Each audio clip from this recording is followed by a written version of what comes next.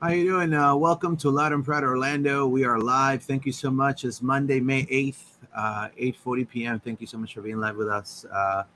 We're back. Definitely not the best of nights for Orlando City. I think one of the worst games, in my opinion, I've seen. You know, it was. I mean, the title said it all. It was a lackluster performance for Orlando City. There was really nothing else to say. Um, the team never came back. I mean, how come an own goal could affect you so much mentally? I mean, that should be concerning, and it should be said. And here at LPO, we like to definitely analyze the games and definitely say the pros and the cons. And this today was a horrible game. I mean, the team never came back. The only positive I will take is that the one player, maybe that the two players that maybe play with some sort of, wanting to make the result a little better than a loss, was maybe Martin Ojeda and Pedro Galese. But aside of that, I think it was just a horrible performance overall. Um, Oscar Pareja said in his press conference, "A tale of two halves." We'll discuss that, but I'm just gonna be completely honest with you. I'm not. We're not here to say, hey, like our word, take our word for it, right? No, no, we're not saying that. We were here to analyze the game, but we do have to say that there's a huge game coming up against Charlotte, and a team that's gonna contend for silverware, which is probably the other piece of silverware that we're gonna probably be contending for, which is the U.S. Open Cup for the second time. We should not have games like this because we will get knocked out in the first round. I'm just letting you know.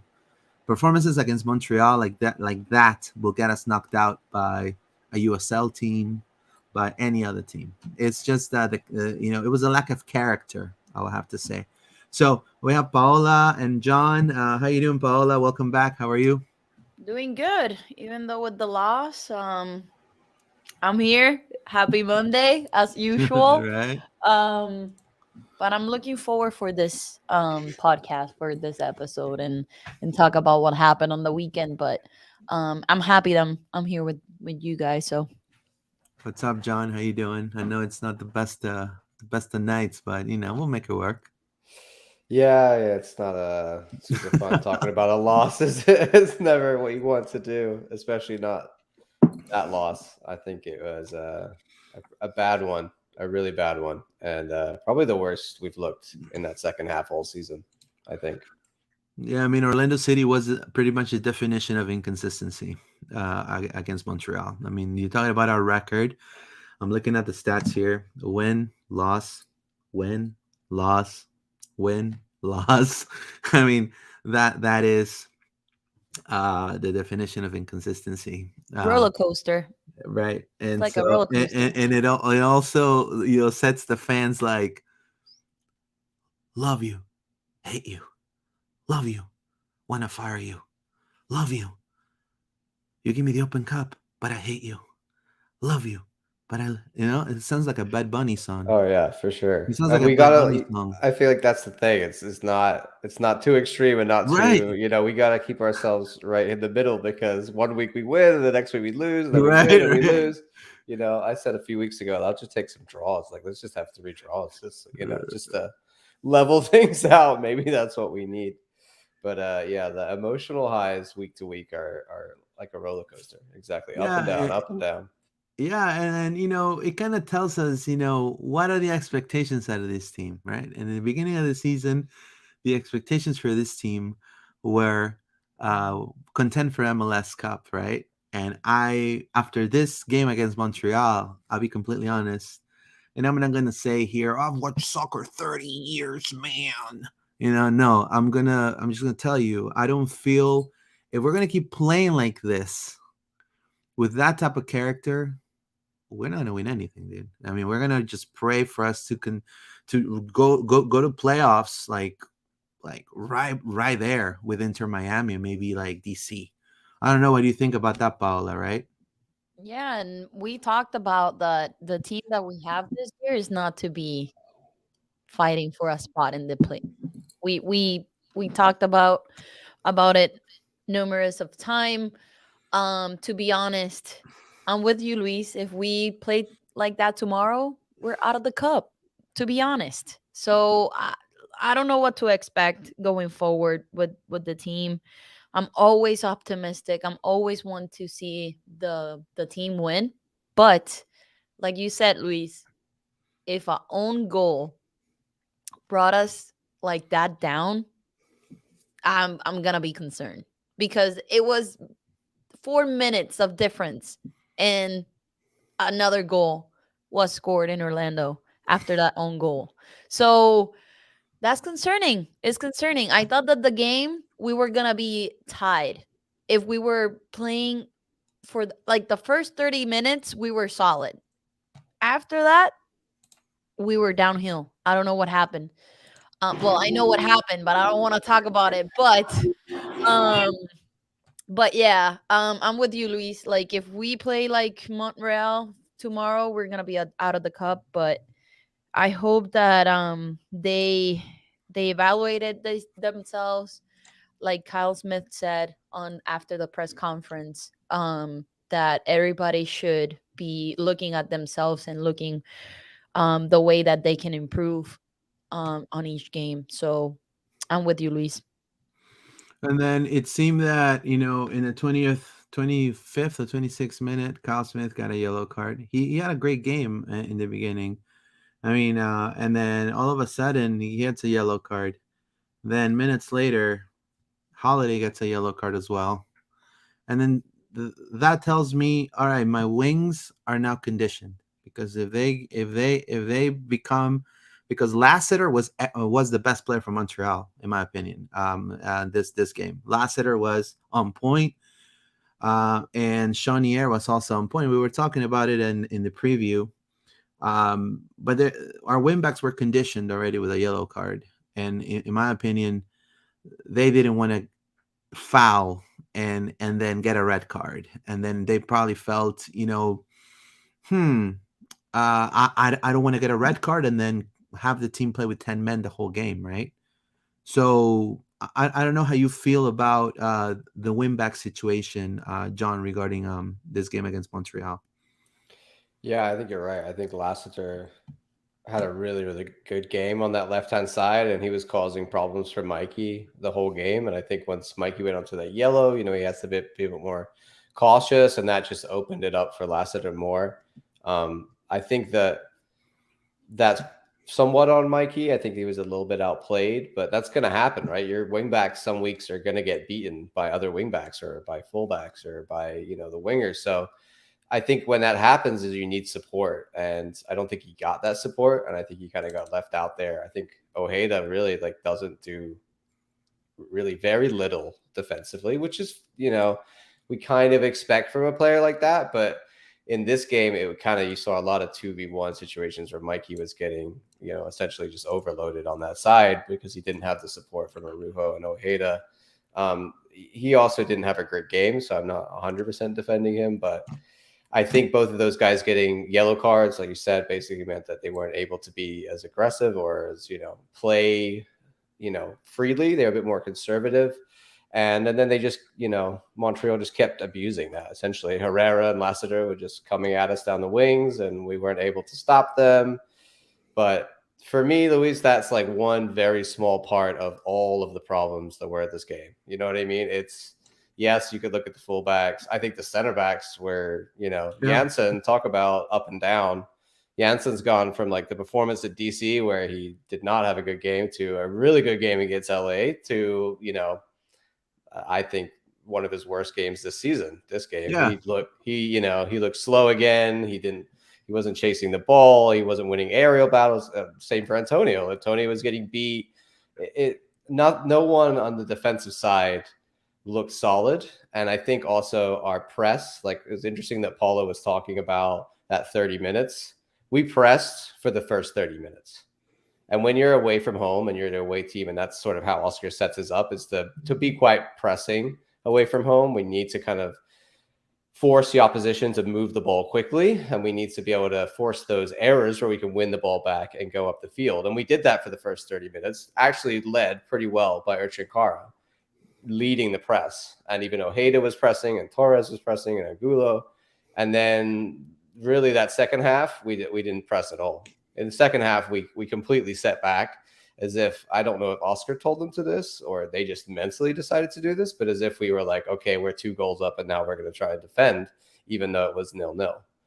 So I don't know what that was about, but I did notice that Carr wasn't pressing anymore, and partly maybe he was tired or whatever, but that second half, we did not put any pressure on their back line like we did in the first half at all. No, And I just feel I think that showed. yeah, I agree with you, but I feel like Cartagena in the first few minutes of the game against Wanyama, he was on point. I will say the first 30 minutes, even for a play that I think it was a shot from distance from Ojeda, started with a ball that he took away from Wanyama in transition, and then he went on a counter. But what happened was Chaudière and Wanyama probably talked in the second half and said, "Hey, let's put some more pressure on these guys. There are spaces that Holiday and Smith are leaving on the wings. Let's push forward, and let's hope for them not to react. If they react, we'll fight back. But if they don't react, we're gonna win the battle." And that's exactly what happened. I mean, I didn't see any pressing from Araujo in the second half whatsoever. I thought it was not himself. Chaudière passed him like butter on a like knife on a butter. Like it was just like Araujo is more interested in fighting Yeah. than he is in Right. getting the ball back. Like that, he just wants to scrap with everybody, which is a great trait for a defensive midfielder. But Right. when that's the priority over just winning the ball for the team, like that's a problem. Like he shouldn't be doing that. And then Cartagena, he was subbed out in the 69th minute, but either way, he was trying to go and cover for Smith also. So that left space for Wanyama to take over there too. And then obviously, to me, I think the wings were who won the game for Montreal. I think Herrera, 8 out of 10. Lassiter, he pretty much, with all due respect, the first few minutes, a great game by Mikey Holiday in the respect of that 1v1 against Lassiter was great. Didn't let him breathe for the first few minutes, but then he just slowly, after he got the yellow card, slowly pulled back, and then Lassiter's game took over. And it was just a downfall. And then when you have 3 attacking midfielders that only Angulo will run back for the ball and defend, and then you have Torres pretty much just jogging in the middle of the pitch, going like this, "Hey, the ball, man. The ball. But bro, help me out trying to get the ball back, dude. Like, I want to see some, same with Ojeda, right? I mean, you can shot like 5 goals, 5 shots on goal, but if you're not going to go and help me out, if you see Araujo struggling, like, bro, like it's everyone's job to go and get the ball back. And I think that it's what wins championships. And I want to say that attitude, it's what it's going to get you top 5 in the East.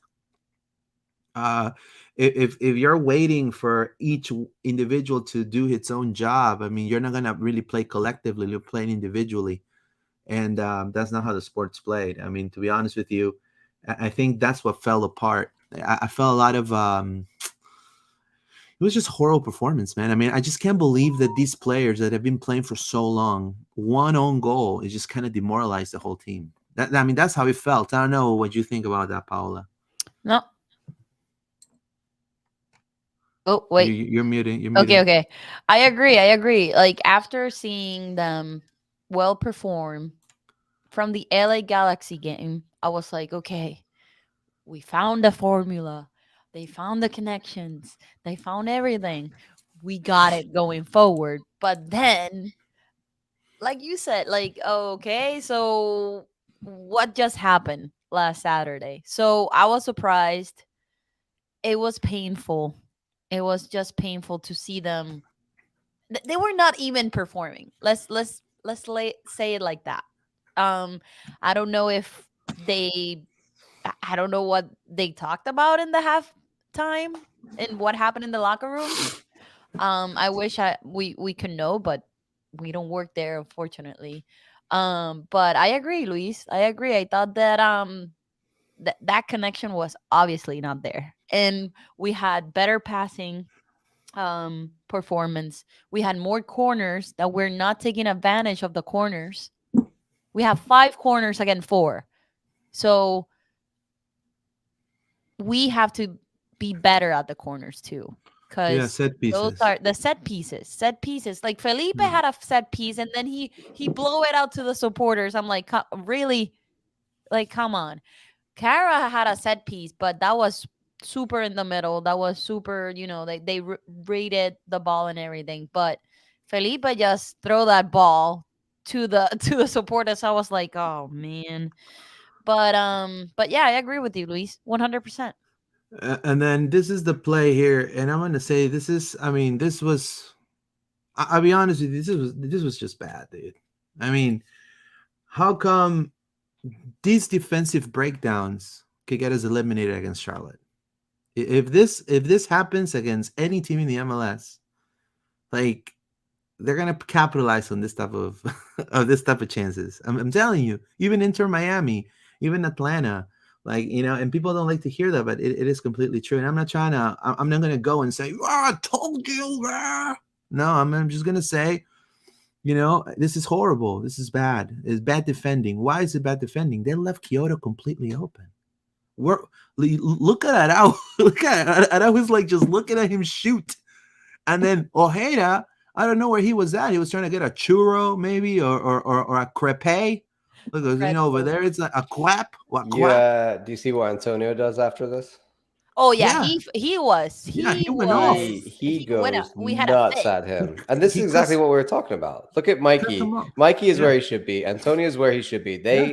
Everyone got pulled out to the left side of the field for us.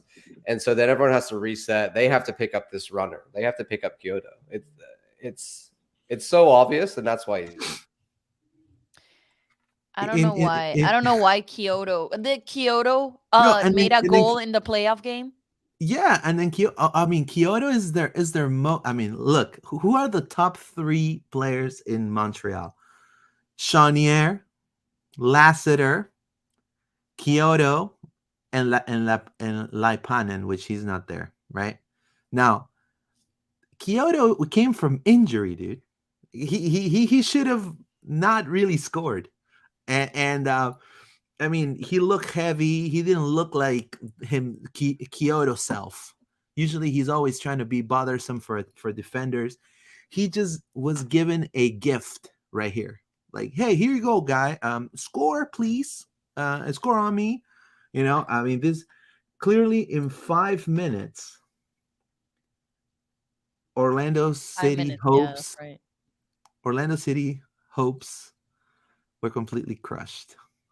And after that, it was just like, Downhill. yeah, it was It was like, it was awful. yeah, and it was just a lack of movement, attacking wise. I mean, you have a lot of players that are like very dynamic players, and it just feels like the ball wasn't moving. Obviously, Montreal gained momentum. I mean, it was obvious. It was they were gonna gain momentum. I was making a wish to Shanron, be honest with you. Um, I was trying to make a wish. It didn't work. Clearly, we lost, right? But I tried. No, but in the end, I think we cannot have these type of performances come in Charlotte because Charlotte is gonna go for the kill, man.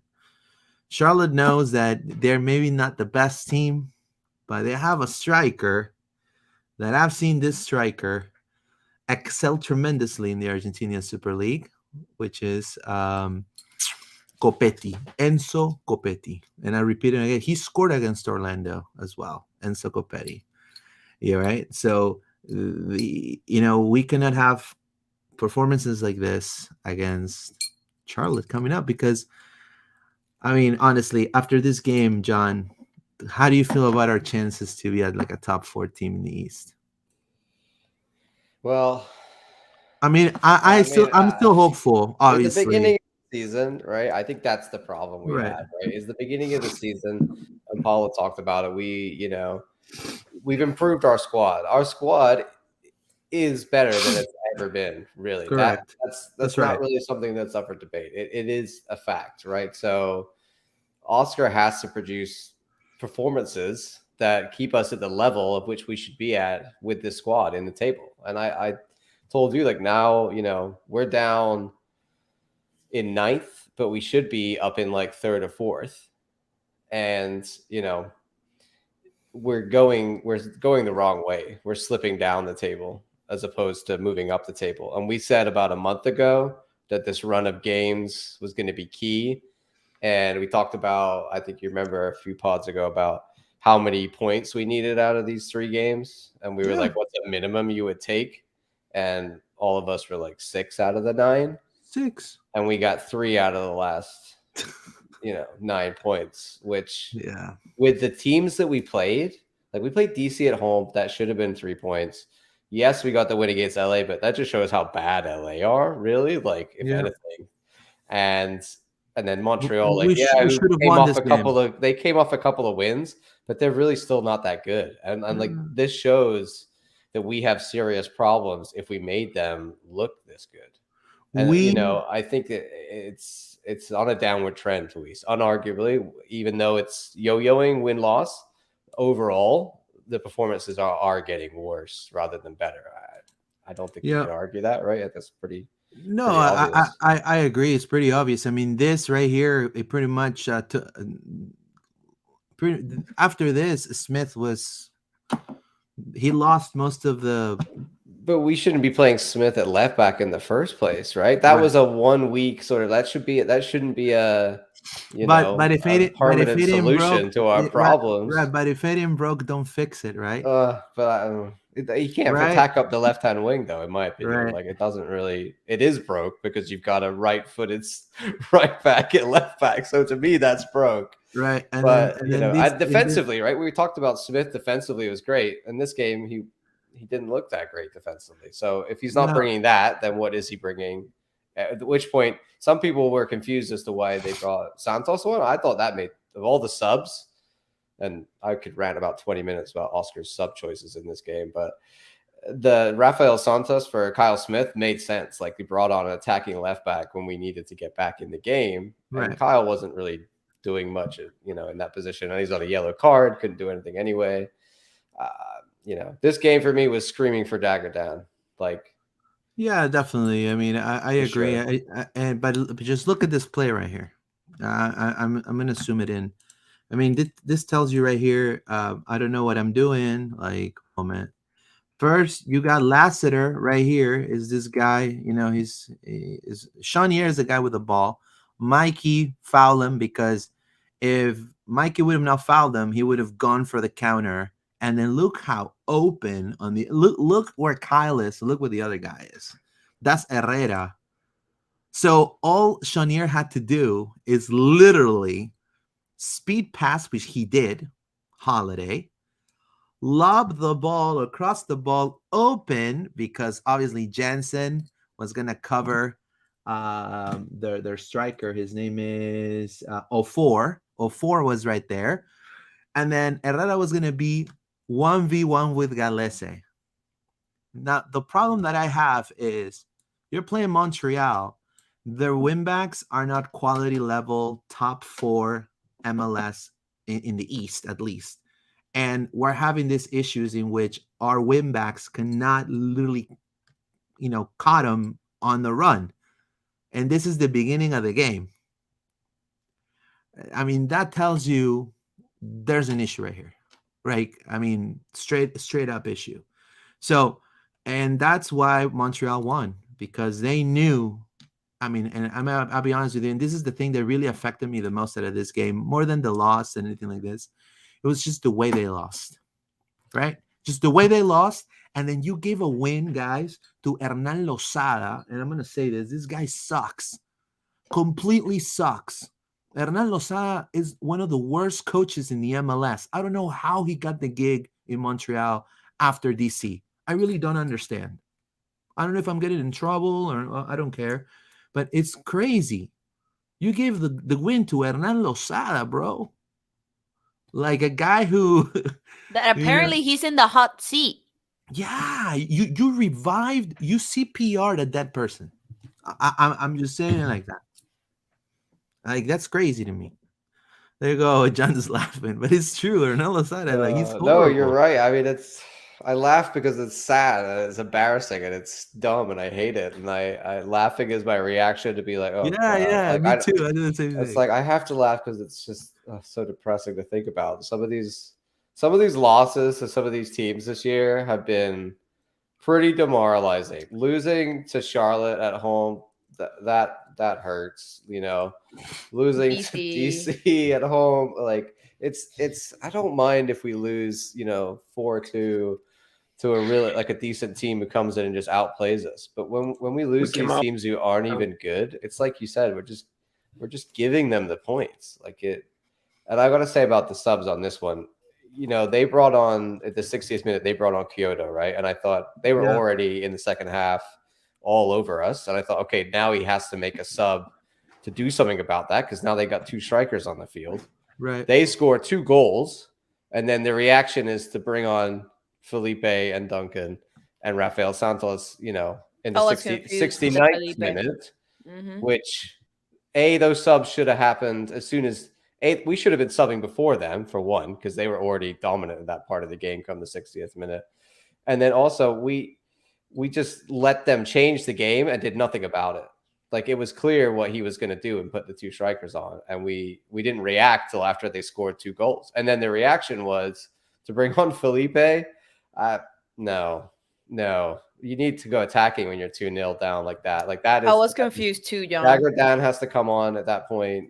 Duncan for Carr, that one made sense, and Kyle for Rafa, that makes sense. But why isn't Enrique coming on at that point?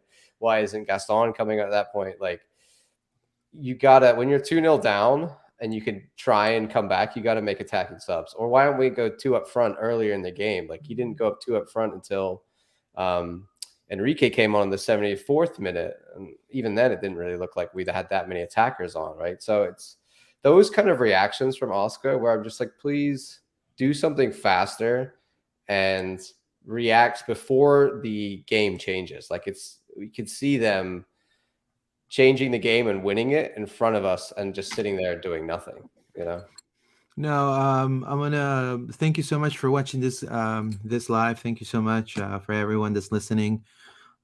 Thank you for listening, and drop us a thumbs up and subscribe to the channel on YouTube, Loud and Proud Orlando. Victor Sanchez says, how much money the new owners spent, and look how the team is doing. There you go. Yeah, we're gonna talk about the standings in just a moment. I mean, yeah, the team spent a lot of money on players, and I think the scouting is on point for Orlando City. I mean, I'm not really displeased with the scouting of Orlando City. I think they got players. They didn't get like a Neymar or a Nani or a Kaká, but they did get players that in their, and I think Ricardo Moreira explained it very well. I mean, we go to countries in which we get, low risk players that are outperforming everyone in their leagues, but they're from smaller clubs. And we like to build that relationship, bring them over, show them the way, and then have them adapt to the MLS and then get a top quality player like Pedro Galese, for example, right? Like Facundo Torres in the first season in Orlando City, right? So I think that's the way they're going. Now, talking about that, our DPs, Facundo Torres, I will say he was okay. I mean, it was a meh performance to me by Facundo Torres. They really he wasn't that sharp as he was against LA. I will have to give him that. And same with Cartagena. He lost a lot of balls. There was a couple of giveaways he did in the mid with Chanier. And then to me, Urgent Kara, to me, he was, even though he didn't score, he had a good performance. overall. I think Ojeda and Kara to me were the high points of Orlando City. Out of this loss, well, why was Kara good? Because he had the balls to get the free kick. Everybody says that, oh, the free kick, whatever. I just think that he was good trying to get balls and pivot. He was trying to create some sort of impact or place. At least you see him trying. He had two key passes that he obviously did not convert, but then he had a good try. Right now, are we gonna be satisfied by just trying? That's the problem. Upon a game that could be the only cup we contend this year, based on the performances and inconsistency we've seen so far, right? So let me read some comments. Victor Sanchez, I also believe we need to give a chance to Papi and not fire him. Okay, thank you, Victor. How you doing, my friend? Talking about Papi, let's I don't call him Papi, I call him Oscar. But let's see what he said. We was very clear with the actions that the boys put in the pitch. Have enough actions to unlevel the score and surely just be leading it. But we came out to the half with a 0-0 that it was dangerous. The reaction from Montreal in the second half made a difference. We start probably shy. We were not the same, and then they start getting the spaces in the flanks and.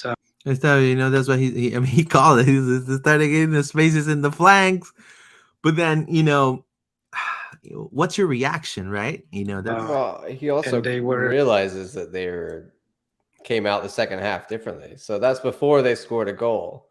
So that's what I mean about, like, even he could see that they're dominating the game at that point, right? So do something about that before they score. Change the game before they bring on a striker and score 2 goals. That's my point. No, and then the craziest part, and I feel like the pressure is definitely on the players now after this performance. And I want to say, Oscar, and I know probably I'm going to get a lot of haters, I'm about to say, but I don't care. The responsibility needs to be shared to the players too. I mean, Oscar going to take the whole heat. Yeah, he has some sort of responsibility because he's a coach, but also, you as a player, you play the sport to win, and I didn't see that push, especially when you're down. Like that resilience that it was shown last season with Urso, with Tesho. I mean, you want to talk about those players that are not here.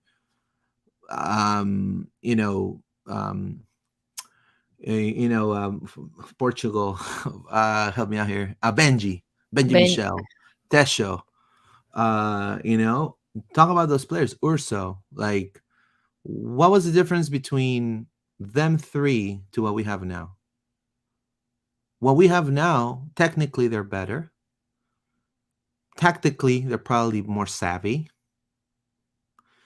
On the 1v1, they probably can capitalize more chances than maybe Tesho or Benji. But what did those other three had? Drive. Like, I'd rather break my leg before, like losing 2-0 against Hernan Lozada and Romel Kyoto, right?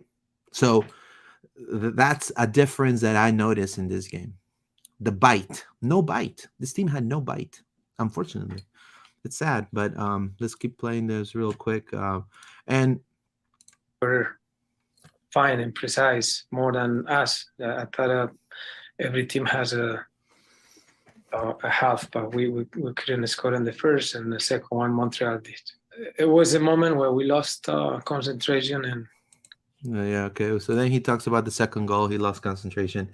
Now, last season, like so far, we've scored, according to the stats here that I have for the game, apparently we scored 2 fewer goals after 10 games this season than we had 10 games in 2022.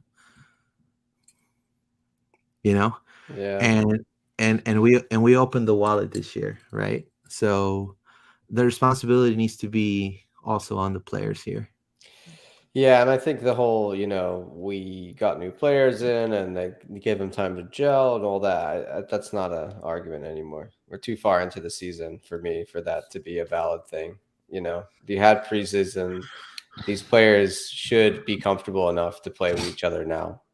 And after that win against LA Galaxy, even though that LA Galaxy is in a bad position right now, you could see that connection and that yelling that we were like, okay, let's give them time to gel and all that stuff, given the benefit of the doubt. We saw it last week, like last Saturday. We saw that connection. The difference is we didn't see it last Saturday against Montreal. That's it. Yeah, and that's on Oscar, right? So we know the players have the ability. It's his job to get the most out of the players each week, and it's his job to motivate them, prepare them for the game. And as much as I think, yes, the players aren't performing, ultimately in this scenario, it's going to come down to Oscar, right? Like we're not going to get rid of the whole team because they're not performing. We will get rid of Oscar if we don't perform. Like that. That's just sadly the way it works in soccer. And they're not going to invest all this money in Ojeda and Torres and, even Kara, which may or may not be Oscar's choice to have someone like Kara. We don't really know if that's the striker that he wanted. But regardless, he has all the pieces he needs this season. So other years he Also- could hide behind that, like the squad isn't great. And I was like, okay, I get it. The There's squad's no not that great. excuse I this never year. really expect us to be that Right. great as a Correct. team because of that. But this year, that excuse is removed. So there's very little for Oscar to hide behind. That's really what it comes down to. And he looked, Luis, for me in this press conference, I can see he looks a little bit panicked. He looks a Devastation. little bit concerned Yeah. about what he just saw his team produce on the field. No, I do want to say, we're going to play against Charlotte now, and when it comes to Orlando City, obviously we're not here saying, we're not like, this is not Jesus with Pontius Pilate and everybody saying crucify him. No, we're not saying that, right? We're not saying that. We're just saying that things need to change because tomorrow it could be, hand on your heart right now. Orlando right now is not playing as an MLS Cup contending team. Hand on the heart, right? So this US Open Cup is a huge chance for Orlando to kind of wash their face, partially, not the whole face, maybe like half the face, right? But trying to gain some momentum. Tomorrow at 7:00, if Orlando loses against Charlotte, it will be a debacle at that point because Orlando wouldn't have. The it's a long season. Yeah, we can move up in the standings. Yes, and that's completely right, and that's a great assessment. But are we really gonna? If we have no bite against Montreal, we're gonna have a bite against New England, against NYCFC, against the other teams. That's the issue, right? So I think tomorrow Charlotte's gonna go for the kill, and Orlando needs to definitely show that they're the better team on paper because they are, right, John? They are the better team on paper. For this one, though, I would drop like half the team from Montreal and not be bothered by it, to be honest with you. Like, I think, drop Ojeda for this game. Like, it might sound extreme, but Open Cup, you got to give a chance. You got to rotate the squad. We got a lot of games going on. Yeah, Charlotte right. are good, but they will also rotate their team. Like, people will be rotating. It's going to be a half hybrid sort of, some OCB players, some squad fringe players in there. If he plays the full starting 11, like, what we would expect for an MLS game, I think that would show that he's really worried because he has no faith. Yeah, desperation, exactly. I think that he always planned to rotate the squad for this game. I still think that will be his plan, and I'm actually open for it. Like, let's get Santos in for a whole game, see if he can develop a little bit. Let's give Dagger Dan a start. Let's get McGuire back in there as a start. Let's try Enrique on the left wing. I feel like, why not? Like, he's not really performing as a striker, and he does also play out as a sort of inside forward inverted winger. So why not give him a shot at that left wing position, or Gaston at left wing, right? There's a lot of guys here, like Alex Freeman should be coming in at right back. Like, there are rotations that, yes, would slightly weaken us, but we're not playing well anyway. So what's the difference, right? I don't see any problem with that. And I think, like I said, if he doesn't, I think that's a real indication that he is concerned and wants his first team out there to try and get them some confidence. Yeah, I mean, and I don't know what you think, Paul, regarding this game coming up against Charlotte. We have the standings here. Orlando's ninth with 14 points, -2 goal difference. Um, what are your thoughts regarding this game coming up against Charlotte? A lot of pressure in Oscar's shoulders for tomorrow, for sure. And I agree with John. Now that I'm thinking of Felipe coming in and instead of Daggerdan, probably he's holding Daggerdan for tomorrow, but um we're gonna see a different squad for tomorrow, hopefully. And if we see the same one, like John said, it's a stage of desperation, I think, from Oscar. Hopefully they just shake it off in 2 days and they have a different mentality. Is the past stays in the past and we need to be in the present, beat Charlotte, because we just gave them 3 points when they visit us back in, when was it, March? I don't remember. um they know how we play, we know how they play, we should win tomorrow. I don't know what to expect, but I think the squad figure things out by themselves and it's gonna be a different squad. They're probably Enrique starting, Gonzalez starting, Dagger starting, even Felipe probably starting against Charlotte. I really don't mind see a different squad for tomorrow. I have a feeling we're going to see the same squad, but with Duncan McGuire as your number 9.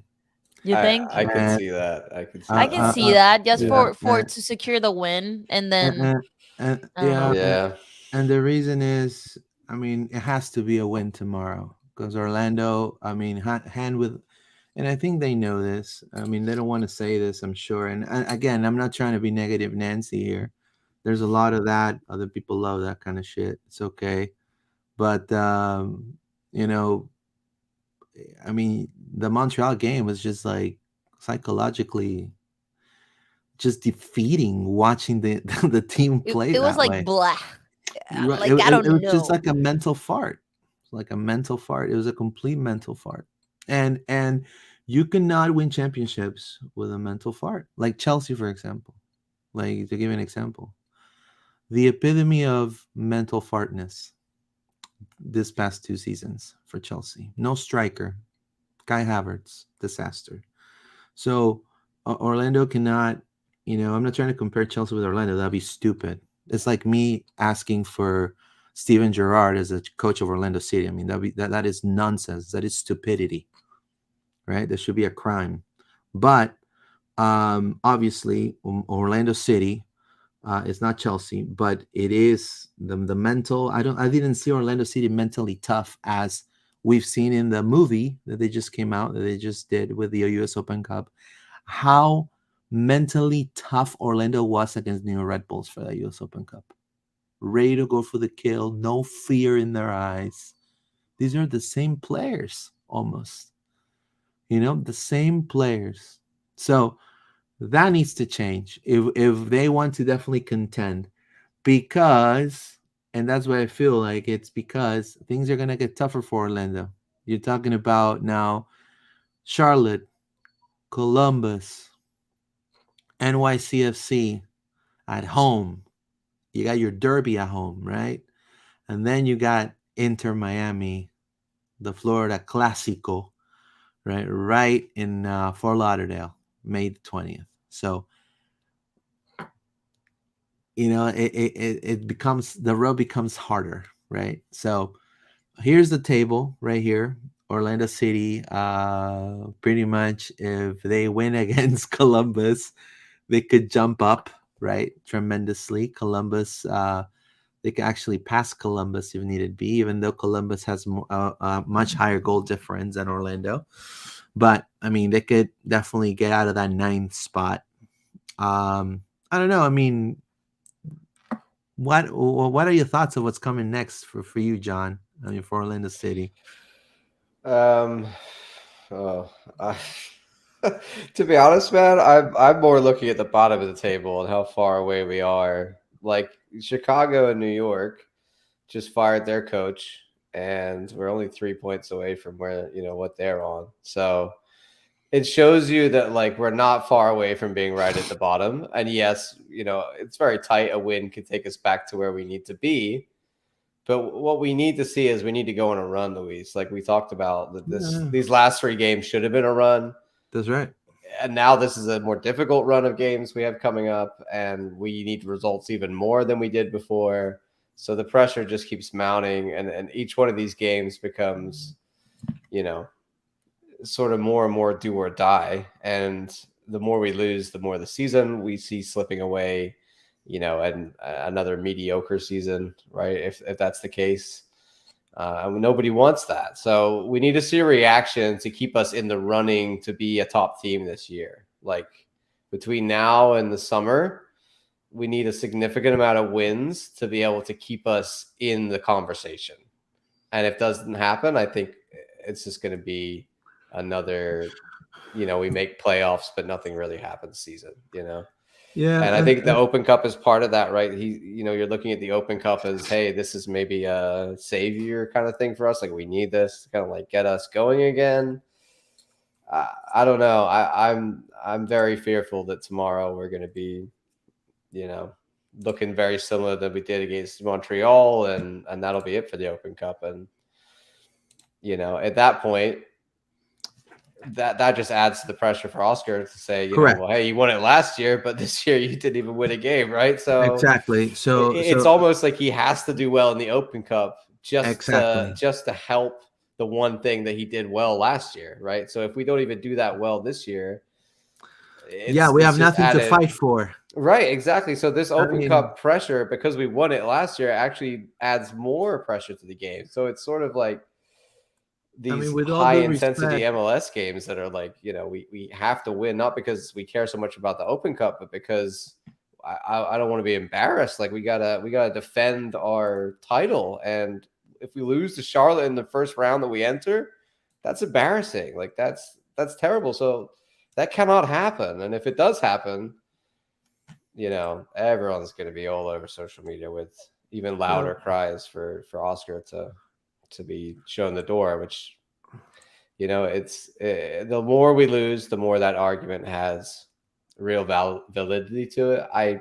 I've said before, it's on the owners. We're going to see what's their reaction, right? How much do they care about how far down the table, we fall before they do something, or maybe they don't plan to do anything this year, which I think is more likely. I think regardless, we're going to see this season out, unless we are at the bottom of the table and it's really bad and they want to do something. But I don't know. What do you guys think? Do you think that the ownership would want to do something this year, or do you just think they're happy to let him see out the contract regardless? That's a tough question because I don't know, like it's a tough question for me, but we know that at the end of the season, Oscar's contract is gone. And I believe if the owners wanted him to stay, that contract was gonna be extended at the beginning of the season. So I think, my opinion, he's not gonna get fired. They're gonna wait until the end of the season and say bye bye, unless Oscar says that's it, bye, before the end of the season. Like I tried everything. I didn't. I don't know. That's my opinion. And he said it, I think, in the beginning of the season, in a press conference. I don't remember when, but he said that if this year didn't work out, he's gonna accept the responsibilities and take himself out of the chair of coaching. So I believe the owners are gonna let him be, and at the end of the season, if we don't do good, that the numbers are telling us something right now, they're gonna say bye bye to him. Well, I mean, I'll be honest with you. I think no one knows what the front office thinks or what they're gonna do, and if people say that they do, they're smoking a fat one. I'm just gonna say it like that.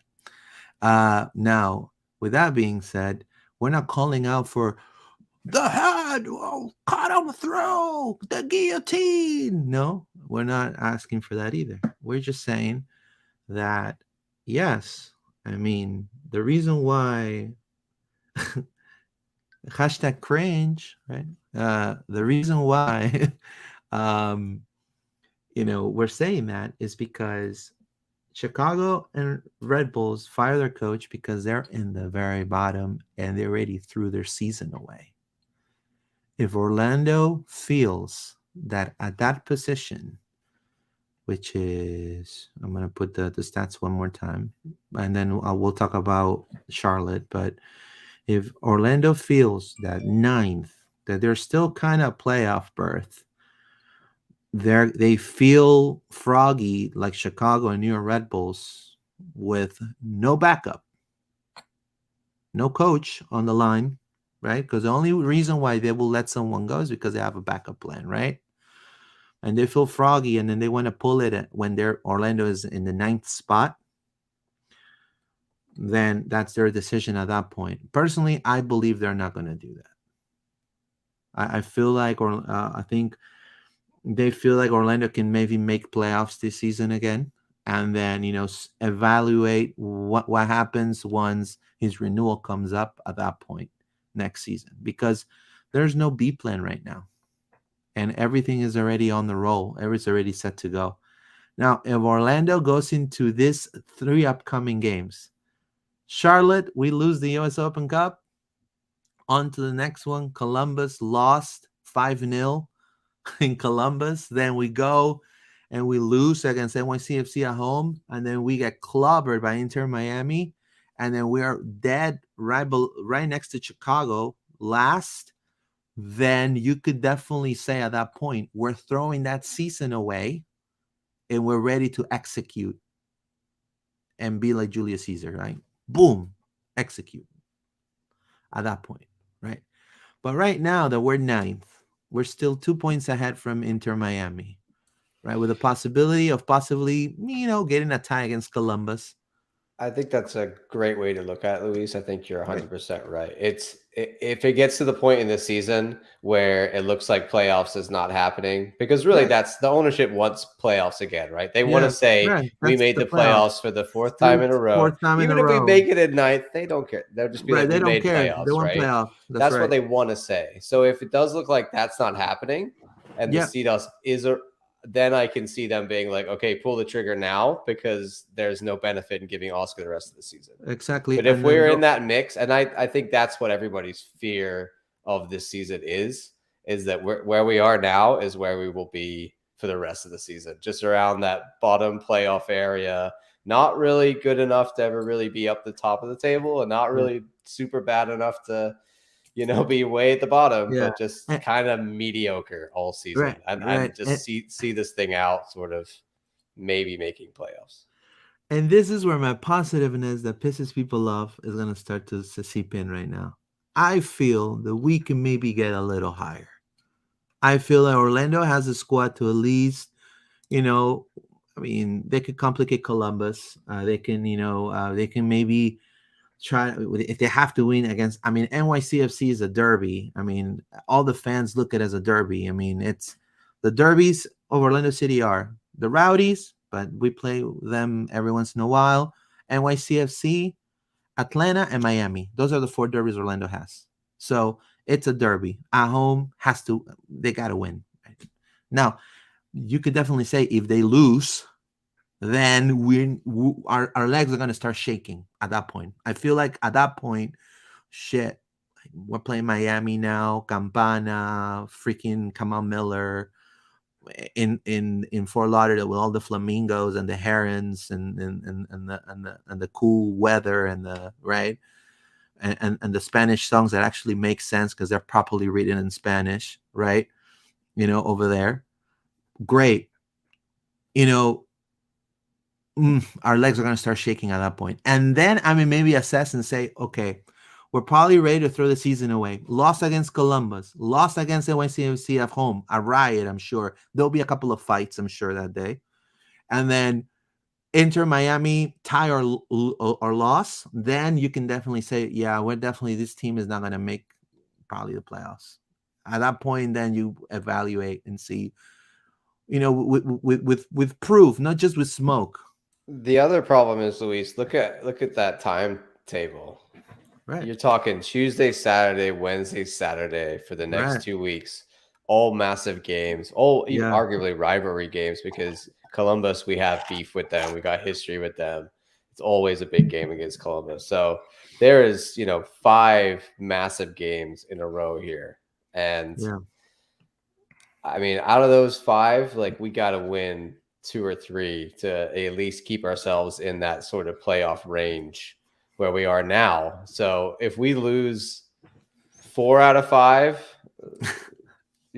like we're going to be down there at the bottom regardless. Yeah. So as much as it was last season, a crucial month, last month, looking at April was crucial. May is like even more crucial for Oscar's season and really will dictate whether we are up or down, like where we're going to end up. I have a feeling that if that's the case, and let's say Orlando loses all those games, Columbus, New York, Miami, right? And the front office decides at that point, I'm just talking with my magic ball right here. Orlando decides, it's flashing, it's communicating with me. And they decide, all this is pure speculation, guys. Whoever tells you that this is true is not true. It's pure speculation. But at that point, if they're ready to pull the plug at that point, I guarantee you the way they're going to settle it is we're doing the best for the team. Because I've seen this in many teams all over the world. We're doing the best for the team. And you're going to start seeing the Fabian Loyolas coming in. Hey, one game against, another team. Maybe the Freemans. Oh, we're promoting the youth, man. The youth. Right? Because that's when the youth start, like, the youth movement starts. When shit hits the fan, the youth movement starts, man. You know what I mean? Oh, the youth. It happened with a lot of good teams. Chelsea, too. Mason Mount appeared because of the youth.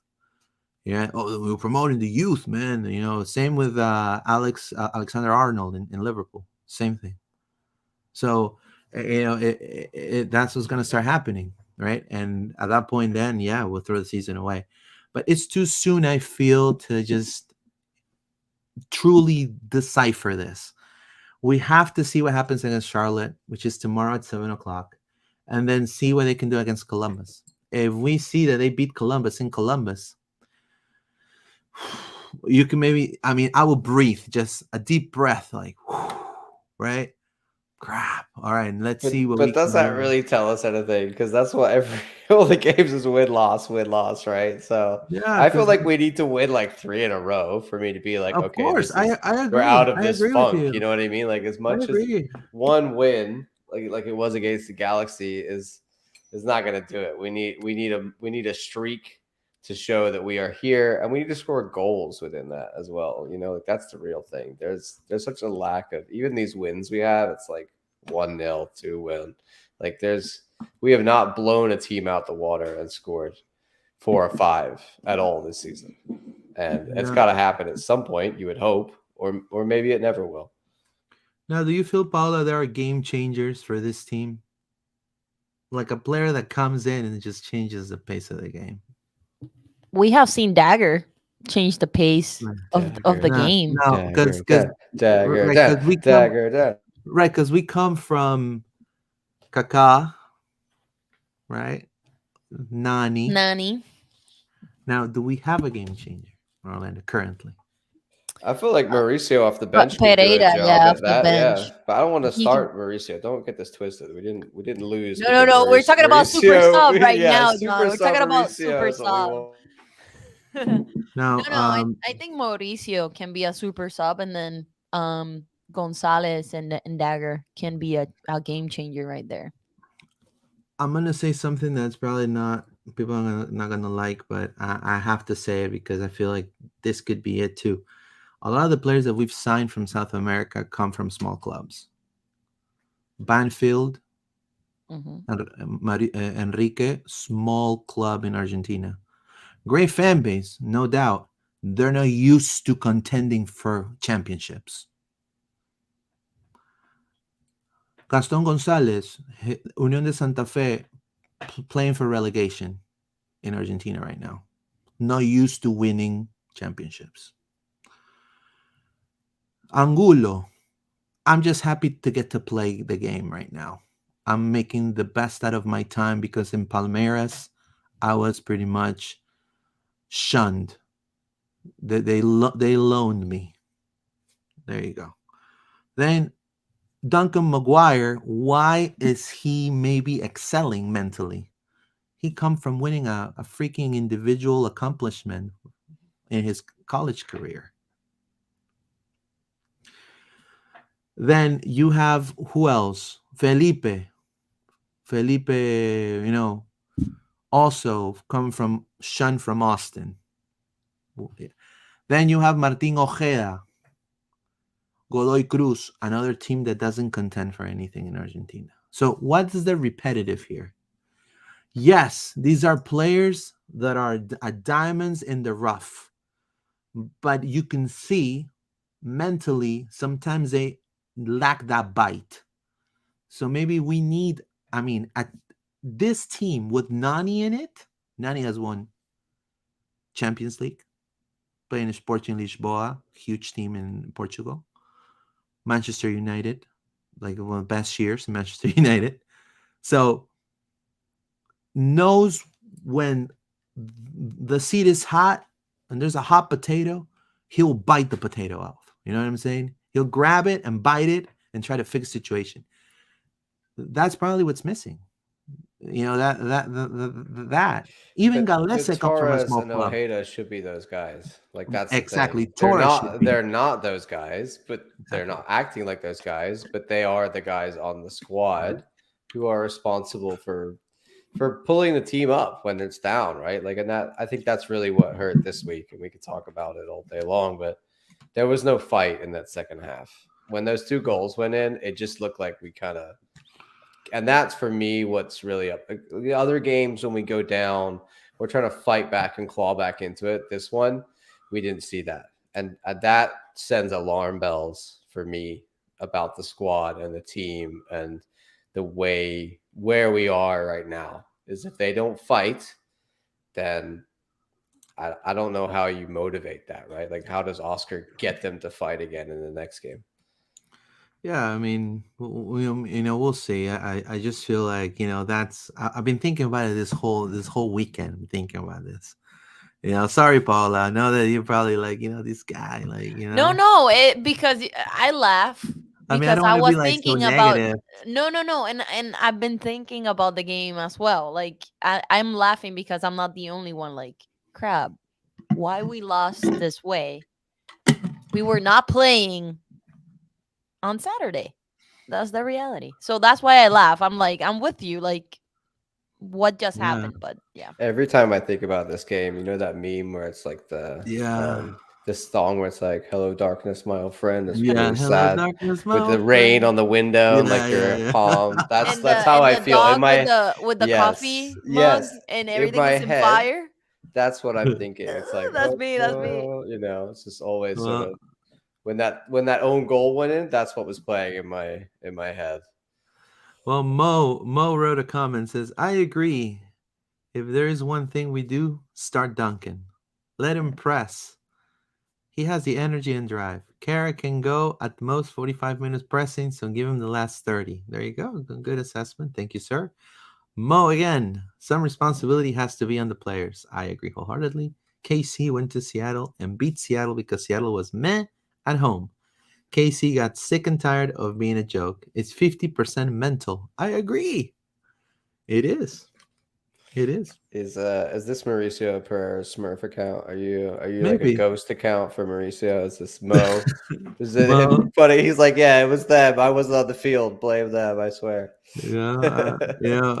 No, I'm Yeah. kidding. It's No, just because he but was called Mo, and they called Mauricio Pereira Mo. yeah. I So agree on the car thing 100%. I think that especially away from home, you got to start dunking because Cara has he'll give you about 40 minutes of him trying, and then he stops. yep. And then we'll talk about what's coming tomorrow. Let's look at Charlotte's lineup, and then we'll do the Orlando City lineup before we go. Charlotte. I found out this. Charlotte did just come from beating New York NYCFC. I may add, and with a brace of that man that I'm telling you guys, and I will keep repeating his name, Enzo Copetti. He was the top striker in the Argentinian league. He come from Racing. They paid a lot of money for this guy, and the guy is delivering. And Racing is contending for important things in the Argentinian league. They always contend at least, top five. They don't go below top five in they always qualify to Copa Libertadores.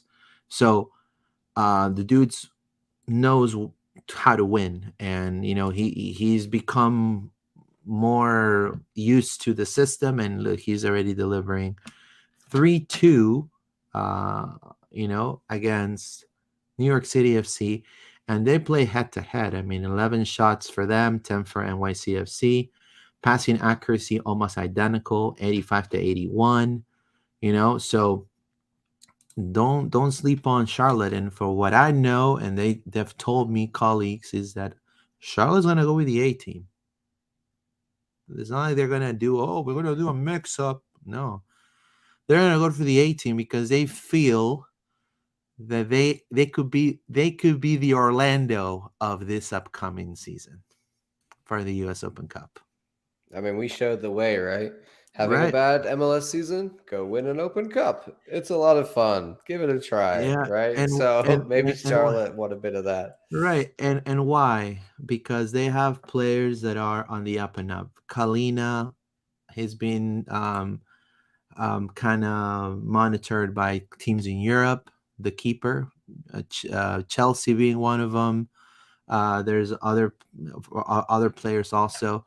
Also, they have this kid Gaines, which he was troublesome for us in a 4-4-2 formation against Orlando recently. They have also the center back Malanda. He was also quite good against Orlando. And then, oh, look here, left wing, new acquisition, 34-year-old, former Orlando City Lion, Justin Maram. Yes, Justin Maram, 34-year-old. And he doesn't apparently he has a beef with Orlando, right? Yeah, we got beef with you, Justin. Get out of here. Nobody There you likes go. you. So he's potentially gonna start against Orlando, guys. Right? And then you got Sidursky and then Enzo Copetti, right? And now I don't know. I mean, yes, is a good team with some good players. And like Mo said, it's mental, 50% mental. So I mean, Antonio Carlos, Robin Jensen, in my opinion, we have a better center back doing than they do. In the mid, we have Araujo, we have Cartagena, we have better defensive midfielders than they do at that point. Up top, that's where we lose, in my opinion, because they got, I think, two very dynamic number nines, and we're not being able to capitalize. Then we have Facundo Torres, which should be 30 million times better than Justin Maram. I mean, you know what I mean? It's comparing, I don't know. It's comparing, I don't know, a a ring from a diamond ring with a, I don't know, tungsten carbide, or I don't know, some that is not a ring, a diamond, right? So I'm telling you. I mean, this is a winnable game for Orlando, but it's all about here. And let's hope that happens. I don't know. What are your thoughts, your first impressions out of the 11 for Charlotte? I mean, I think it depends who turns up from us, right? They're not that great. So I think that we can beat them for sure if we turn up and play to our ability and mentally are in the game. If we play We like just we need, did against LA, sure. But if we yeah. play like we did against Montreal, no way. They'll beat us. So it We just depends need, which Orlando City turns up. we need to score first. That's my opinion. We need to score first, press in the mid, so Enzo doesn't get the ball, and score first to win Now, this game. now Enzo's going to go against Antonio Carlos and Robin Jansen, and I think you know, they're going to have to be on him, right? And but also not to be so. And I'm gonna say, don't be stupid to foul him in the box because Oh yeah, for sure. he's a good striker from great shot from distance. He's thrown free kicks in Argentina and scored. So you don't want to, you want to play smart. Now, when it comes to Orlando City, right? What are we gonna line up, right? That's the that's something that we definitely could discuss to close the show tonight. And I want to thank everyone for your support, and thank you so much again. Let's see. Obviously, I have a feeling, just like the movie Trolls, I have a feeling that Orlando's gonna line up their A team. I have something tells me, but you guys, we can start with Paola. Who in the defense? Who would you have as your? Or you guys could discuss, and I'll just plug it in for you guys. Galese for sure. Yeah, Galese. We're not gonna see Mason, right? No, I have a no, and I feeling. think Galese is not gonna Yeah. let Oscar do that. I don't know. I I feel think that I think Galese wants to be there. Mason is a luxury that, Yeah. yeah, sadly to say, if we were in better form, I would put Mason in, but Of course. we're not in Like good if we form. like You if need we Galese in there. right, if we were maybe fourth in the East, comfortably, right? Yeah. Comfortably Yeah. fourth or third in the East. Let's You give know, him a shot in the U.S. right. Open At Cup. that point, yeah, Galese, Mhm. go rest, right? But we're not in that level. Like I think the US Open Cup it's the only thing we got right now, my friends. It sucks Mhm. that we drew Yeah. an MLS team in this first round. I was really hoping to be able to play some of these younger players against like Because an we have a easier bad first round juju. opponent. Yeah, like the Pittsburgh You River, know, well, like we the did. We Pittsburgh River skipped Hounds. around because we qualify out of that, which I is great. know. But it's Yeah, like but still. we don't get. I want to play those lower league, you know, Like the games. And like Rowdies. that's like, yeah, like that's a lot of fun for me in the cup is playing these teams that aren't MLS teams, right? Like part of the cup in other countries. I don't know if this relates back to you guys, but in England, part of a lot of excitement of the cup is Yeah, like those big teams, little teams. dream So matches, dream yeah, and like matches. playing teams are going to like little stadiums and sort of having that like, anybody can win it mentality. And Yeah, I enjoy those games against the lower team. And plus you get to run out some of your, your look, other players in the squad, which we're not able to do in this. This just feels like an MLS game. Let's be honest. It just Orlando feels like an City. MLS game right now. Orlando City should do a throwback game. Throw it back. Let's go back to The I-4 ESPN, Derby. ESPN Werewolf Sports. Oh God, never. Why not? Never go back. Let's do it. Let's do it. I remember with the Have you cups, got your I have cup? all the colors. I have all You've the got your colors. cup ready. You'll be good I to have all go. the colors. My wife wanted to throw it away, but I got all the colors. I got all the colors. And we should do a throwback, with the throwback kids against the Rowdies. ESPN Werewolves. That'd be sellout. That'd be a sellout. Remember, we did have some Open Cup games in the past that were played up at Seminole, like against minor Yeah. opposition, or we played them Yeah. at, like at Osceola. So it could be a lot of fun. This game actually at Charlotte is not at their stadium. Yeah. It's at their like Crown Legacy Stadium, I think, right? Yeah, that's where their the MLX B Next team. Pro, The the B B Team team Stadium, like us, like their plays. equivalent of Osceola. So okay, so I guess we'll go Antonio Carlos Jansen. Absolutely. Or you're gonna put I'll be surprised if they bring some people from OCB. I think Santos should be in this one. Okay. I think too. I was thinking about Santos regardless. for sure. And Okay, so you're Holiday. gonna put Santos here in Holiday. Yep.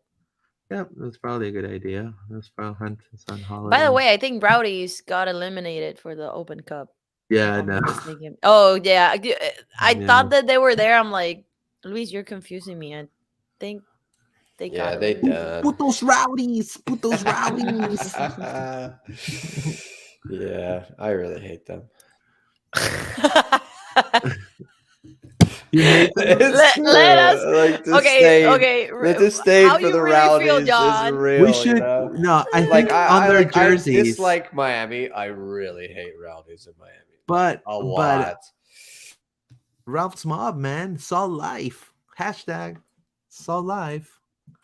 I never understood saw life. Luis, isn't that your home team now, right? Aren't you out there in the Rowdies country? No, like I mean, Shaking his head. no, man. I'm I'm Orlando all the way, man. Like I've gotten offered, yeah, to cover the Rowdies. Yeah, they've called, they've sent me an email. Hey, you wanna cover the Rowdies? Say no, I already covered. What you said? The comment that Victor No, I Sanchez cover- said. I'm just kidding. Putos Rowdies. No, what I've said is, no, yeah, thank you. We'll discuss later on, maybe at some point. Where at the moment we're just Orlando. Oh, okay, yeah. At least they converted their baseball stadium into an actual soccer stadium now. New York haven't got to that point yet. They're still waiting on that. Yeah. Plus, yeah, but their fans are probably, they're crazy. And they're a salt life. Like they go and they just like to be salty. I don't. I like to shower. I like fresh water. I don't like salt. I have salt in my salad, but Paolo, who do you want to put in this midfield? I would say let's put Dagger there. Dagger Dan. Oh man, that would be a That surprise. is so nice if that happens. I really don't. You will be a happy John tomorrow. I was in my head being like, yeah, we're gonna rotate for this game. And then as soon as Luis was like, yeah, Charlotte's just gonna play their first team, I was like, oh well, now we have to play ours. Yeah, Charlotte's gonna play their first team. I mean sucks, because they don't they feel know that like, you're supposed to rotate your team in the cup? Don't they understand the rules of the cup and that's the way it's supposed to go? No, they just want to win it. Put Araujo in the other side. Yeah. Araujo, yeah. So no love for Cartagena then. I mean, I want to see Dagger there. Araujo. Yeah, Cartagena, I he would didn't like had to a good see- game against Charlotte. Yeah. I think the entire Against squad. Montreal. The entire squad. Yeah, Cartagena came Yeah. up with. I mean, I'll be honest with you. I mean, the Cartagena first. did not I mean, the shine. first few. Yeah, I mean, the first 30 minutes, Cartagena was great, but then he Yeah, but also then gave away the ball. He gave. Away I the think ball. he confused the uniform or Yeah. something. I was like, "What are you doing?" Yeah, So, it's because he cannot multitask. I'll be honest. He's a one-dimensional player. No, he's a one-dimensional player. When I say one-dimensional, is because you give him one task, and that's the only thing that he can do. Okay. Like, and the thing is, he was trying to cover gaps, and then Mhm. when you force him to cover gaps, even when That's he played when- in Peru, he's never excelled. I'll be honest with you. I Okay. mean, I'm being completely honest. And look, he's Peruvian, and people are gonna say, "Oh my God," No, I'm sincere. No, you're being realistic. I'm being realistic, man. He just can't multitask now. Dagger Dan, then that we've seen him that he can go in the attack, he can go and run and defend. I mean, and I feel like he has that aura of like he wants to be more than just a sub, right? And he just gives me Yeah. that vibe. He works hard, then. That's for me. Like if you watch, like he's running, like he's and a box-to-box player. They have to have that in the locker, right? And I think you said it. Like Cartagena is. There's times where he's not where he should be at all. Yeah, he bad. tried to cover Smith a lot. Yeah, So I did feel for him in that game. I think it wasn't. I don't blame him, No. necessarily, but he didn't have a good one. And like Dagger Dan's got to get a shot at some point. Surely this is the game. So this is the time for Dagger to shine, and I will put Gaston on the in front of Santos, and I will put Enrique in front of Holiday, and in the middle Torres to keep him there, and then in the front I will put Duncan. Yeah, I'm all about that plan. I like this lineup a lot. See, there's a couple additions, some guys that are given a chance, like Dagger Dan and Gaston, but and Santos, right? Some We starts there probably that we haven't seen, but most of it yeah. is the core of the squad, which Right. So Araujo, Dagger Dan, and I'd you also say subs in this one. Like I would love to see Fabian Freeman. Royal come on as a sub. I'd Freeman, love we to see Alex Freeman. Freeman come on as yeah, a we sub. can see Freeman. I think Felipe will come on at some point if he doesn't get a start. Any of these guys that are in or around the edge of the fringe of the squad should be getting minutes, whether they start or brought off the bench in this game. And they would have been told, like, "Hey, the Open Cup's a chance for you. We'll give you a shot in the Open Cup." So they better get it. That's all I'm saying. You There you you would go. put Ojeda in that spot instead of Enrique, Luis. I guarantee you, This in is my gonna be the opinion, I squad. feel I feel Pareja is gonna put the eight squads. And Yeah. I mean he's making some rotations, but they're not like awfully like different from the first team. I think Carr for McGuire is arguably a first team switch anyway, right? Yeah. I would bring Right. McGuire back in. I agree wholeheartedly. I think Angulo could sit. He's not been sat for a long time, so I think Gaston. It's Even though that highly likely to see I- Gaston. yeah, and I don't think Ivan Angulo is gonna be like in the bench. I think he's gonna put him on, but I'm gonna be optimistic and think that Gaston will be starting tomorrow.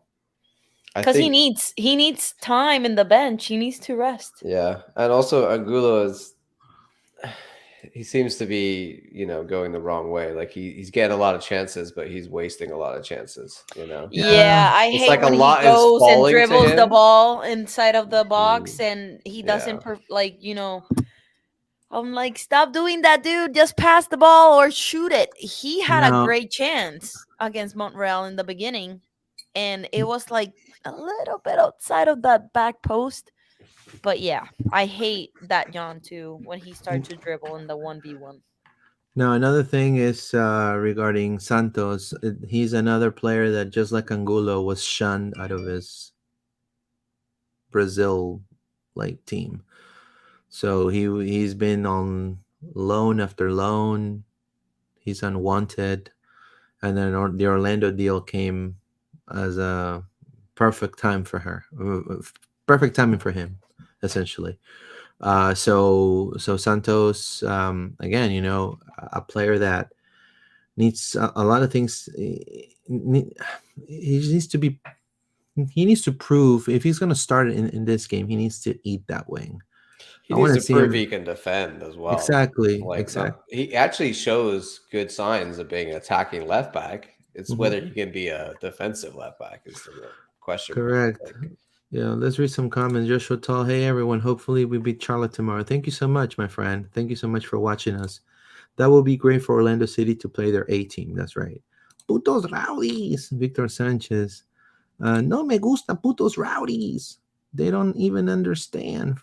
F them and the other haters. I don't give a damn. Ahí está. I cannot say that word because that sounds familiar. Where's that from? I think that's a chant. Yeah, that's a chant. The chant.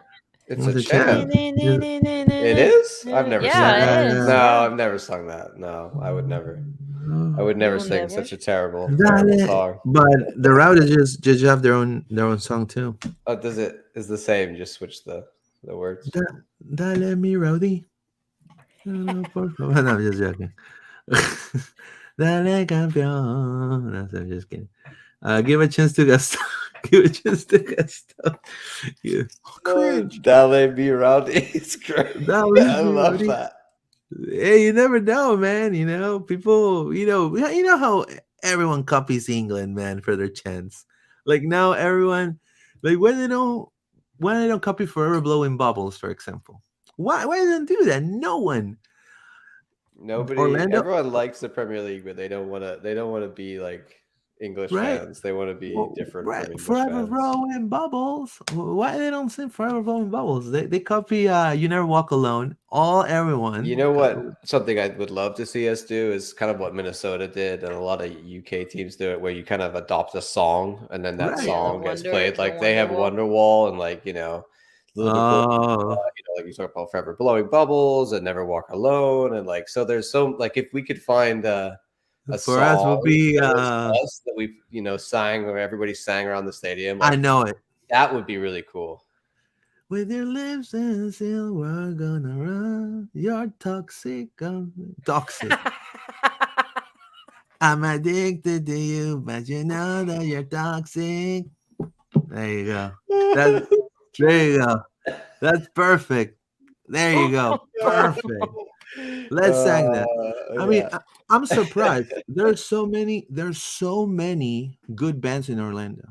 That was, and also, oi bands, British rock, like street rock bands, punk, hardcore. I'm surprised that no one can write aside of Cold Side, which they wrote as a team from band from Melbourne, Florida. They wrote a song about Orlando. I haven't heard anyone else write another song about Orlando, and they don't. Even the supporter section doesn't adopt those songs. I think that they should be. I don't know. It's just needs to be a little different. I don't know. I mean, Miami, they don't have the team, but some of their chants is pretty much copy and paste from the Argentinian league. So years ago, and I don't know if you remember this or not, Louise. We used to play a song called "Start Wearing Purple" at like halftime Yeah, at the East start Coast. with that We could Gogo start wearing Bordello. Yeah, purple, yeah, wearing Gogo purple, Bordello. Yeah, and that kind of was a little bit of a thing, and some people were into it, but no, I never but really took what off. is it? Because copyrighted or something? Well, it Because would be, yeah, yeah. But like that doesn't matter. Like fans can sing a yeah, they could copyrighted sing song. and There's yeah, nothing they that's could do about that. It's just you have to like get the rights to I don't know how Minnesota do it, but it also has to happen organically, right? You can't force these kind of things. You can't yeah. Like, like please let not be Sweet Caroline. right, like that Please, that's kind of please. something that happened organically for the England team, right? They just Right, so it's not these things happen to right. but it would be cool if we had Could be a Taylor Swift thing too. like that, a song or a chant or something that was uniquely us and wasn't, because all of our chants are, the same chants as everyone else, Right. apart from some, which we do have unique ones. We do. So we are going to start with our against Charlotte, the game against Charlotte with Galese up as our number one goalkeeper. Then Holiday, Antonio Carlos, Jensen, and Santos. Two in the middle, Araujo as your six, Dagerdan as your eight, and then as your number 10, Facundo Torres. On the left wing, Gaston Gonzalez. On the right wing, Martino Era. And right up top striker, Duncan Maguire. That would be, I mean, it's a good squad. Let's just see, we need to see bite, guys. We need to see, we need to definitely give it to them. This is the US Open Cup. It's a good chance for us to definitely get another banner in the stadium, right, Paola? Hopefully, we get another ring. You never know. Yeah, another ring. That's right. Talking about the rings, those are really nice. They are. They're really nice, man. And the pendant, too. They were selling instead of the ring, it was a pendant. They're With selling or, they're selling yeah, a pendant. like a collar. Yeah. The Orlando City logo. Instead of a ring, it's just the logo on top. It was really, Oh, really interesting, nice. interesting. Hmm. So they're not gonna sell the replica rings. So everybody comes in like Green Lantern. They're gonna come in their I don't huge think rings. those are replica. Like it's a real, like they're real. No. I know they're real rings. I'm just saying for Hmm. the fans, right? Because I heard a lot of fans want the replica, like they want replica rings. Well, Yeah, they're no. selling them, but they're $350. So Man, no, man, I'd rather Hmm. it's buy. not many. Yeah, that's a bit too That's At it. pricey. least when you're wearing them, your finger doesn't turn green. Like, can they make one? Like, remember in the '90s, those cereal boxes where you get like the little rings inside of them? Could they make And one plastic, that's the like a plastic really one. cheap, A ring, plasticky, a like ring pop, a ring yeah, like pop. a ring pop version of that would be, that's like $5 and will just fall apart. Wow, But How it my looks pocket good, is right? designed, I will buy a ring pop. that's funny. Well, to close the show, and I appreciate. I know that it went a little far, but we do have to say that there is a team in Orlando that is with back-to-back wins, which is the Orlando Pride. Yay, the Orlando Pride! Woo! Two back-to-back. Well Home deserved. win, first home win. Yeah, it took time for them to gel, but it feels like there's a lot of people call it a rebuild, but individually, I think all the women in this team are just fantastic players, and definitely when they promoted Seb Hines and Giles Barnes, I think it was the right way to do it. They fired Ian Fleming, they added Haley Carter, so you just started seeing. A shift, and I think now everything is meshing. They have, to me, the Daryl DK of the NWSL, which is Messiah Bright. I'm gonna say it. She is a beast. She's a fantastic player. Also, Summer Yates is a very exciting player. Carrie Abello coming off the bench as well. Ali Watt. I mean, you name it. Thais Rice also from Brazil. I mean, you got a lot of rookies, but Seb Hines said after their win, it's mentality, right? A mentality of just keep pressuring, keep going, keep attacking. To step up in moments in which you need to step up, which is completely, think about it. It's just surreal talking about a team like this and then talking about Orlando losing against Montreal, right?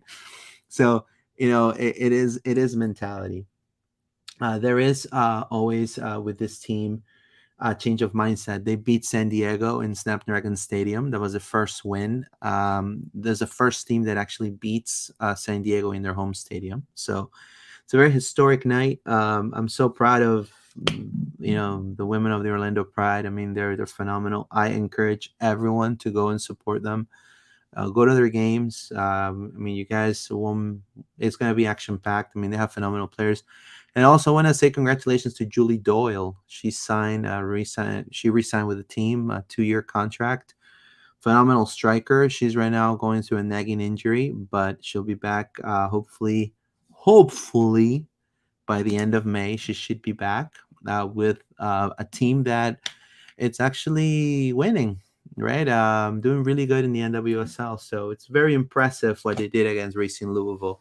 They could have gone up in the scoreboard like 2 or 3 times. It was complete domination from beginning to end. So happy that relationships are being built now with this team. So it's definitely exciting times to be an Orlando Pride fan. And they have their tailgate too, Paul. The Orlando Pride. Maybe you should do a tailgate sometime.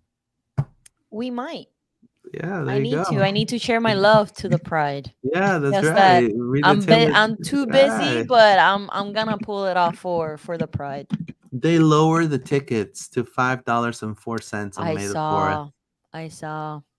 Uh, that's But that's crazy. not the issue. It's just time. But I will make time for the Pride. Don't worry. There you go, guys. But anyways, I wanted to thank Paola and John for being with me today. I know John had a, pull a fast one, right? Right. I came straight, literally ran in the door. I got Literally, on the pod. yeah. So that's phenomenal. And I want to give thanks to Joshua Tall, Victor Sanchez, Mo. Thank you so much for supporting us. If you're listening to this live, don't forget to subscribe to our channel. We're on YouTube, Loud and Proud Orlando, and also we got a little hiccup with Facebook. We got a huge hiccup with Facebook. I don't know why, what's going on, but we may have to change the page.